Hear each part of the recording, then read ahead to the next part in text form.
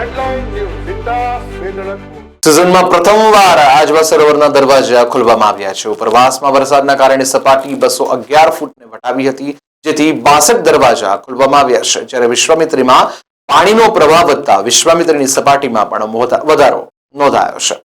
વડોદરા નજીક આવેલા આજવા સરોવરની ઉપરવાસમાં એટલે કે પંચમહાલ જિલ્લામાં ભારેથી અતિ ભારે વરસાદ થવાના કારણે સપાટીમાં સતત વધારો થઈ રહ્યો છે. પરિણામે વડોદરા કોર્પોરેશન દ્વારા સલામતીના ભાગરૂપે આજવા સરોવરના દરવાજા મોડી રાત્રે ખોલવામાં આવ્યા હતા. પરિણામે વડોદરા શહેરમાંથી પસાર થતી વિશ્વામિત્રી નદીની સપાટી 9.64 ફૂટે પહોંચી હતી. જોકે આજવા સરોવરની સપાટી 211 થઈ ગયા બાદ દરવાજા બંધ કરી દેવામાં આવશે. ઉલ્લેખનીય છે કે સતત વરસાદના કારણે સિઝનમાં પ્રથમવાર આજવાના 62 દરવાજા ખોલવામાં આવ્યા છે.